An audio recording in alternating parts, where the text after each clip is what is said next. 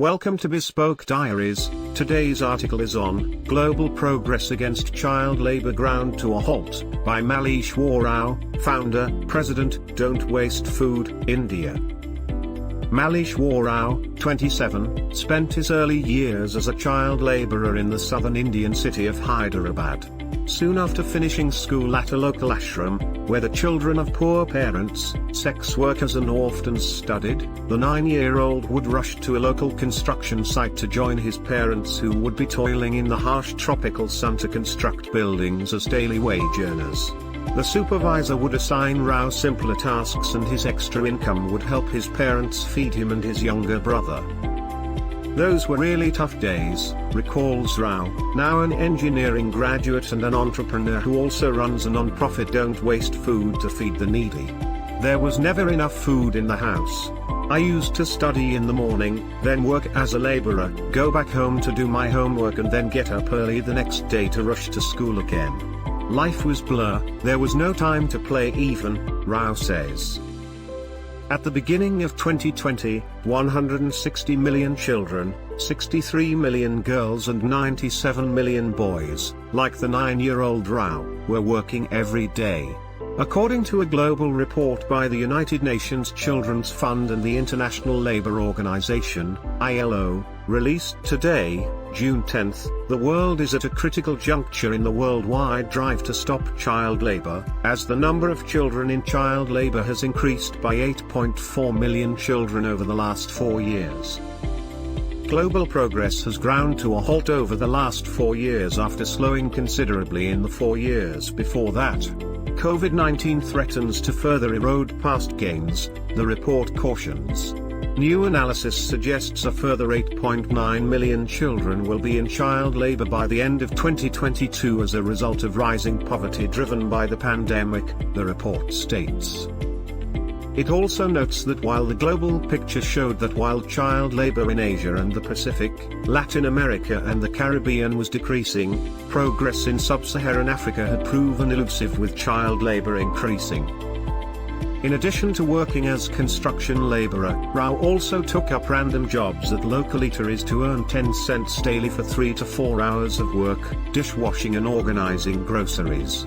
The added incentive was the leftover food which the eatery owner kindly gave to me. I'd eat some and bring the rest back for my family, says Rao.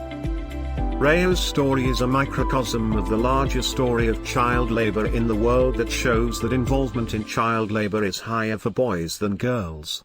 However, when girls' household chores are included as child labor, the gap reduces. Among all boys, 11.2% are in child labor compared to 7.8% of all girls. In absolute numbers, boys in child labor outnumber girls by 34 million. When the definition of child labor expands to include household chores for 21 hours or more each week, the gender gap in prevalence among boys and girls aged 5 to 14 is reduced by almost half, today's report notes. The report also shows that more than 1/3 of all children in child labor are excluded from school, and that hazardous child labor constitutes an even greater barrier to school attendance.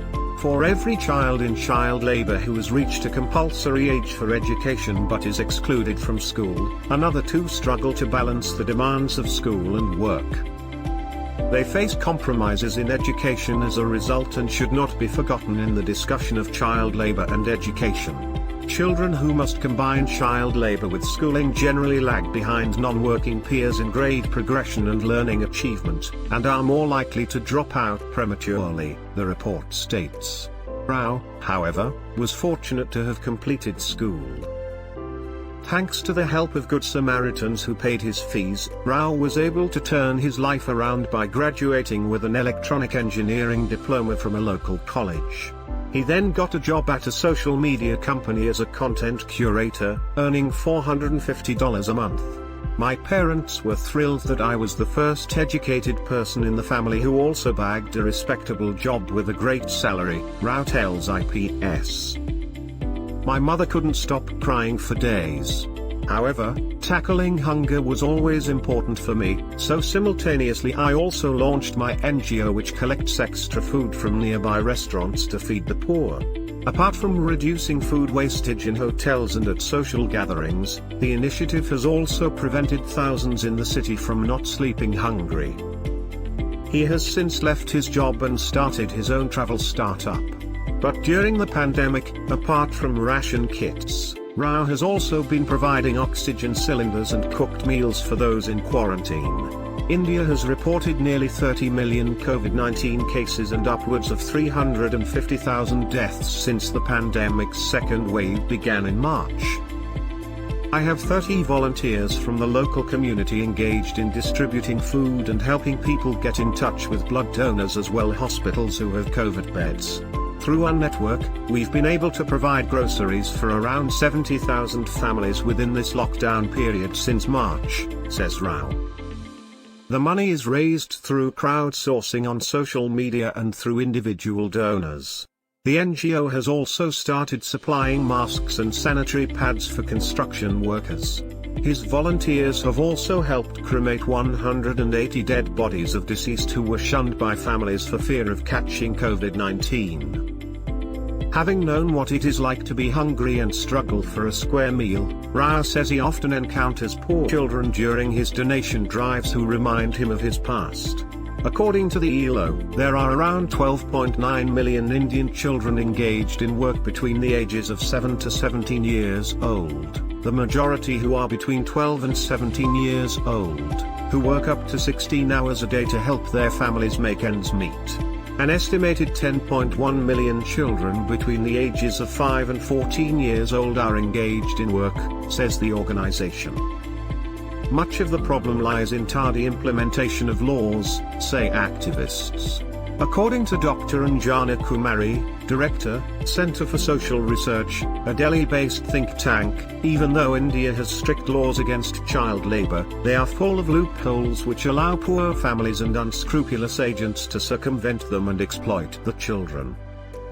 These poor kids work in hazardous industries like brick making, quarries, tobacco industry and glass making, which not only puts an end to their education but also makes them vulnerable to prostitution and trafficking at a very young age. The implementation of the laws needs to be stricter, says Kumari.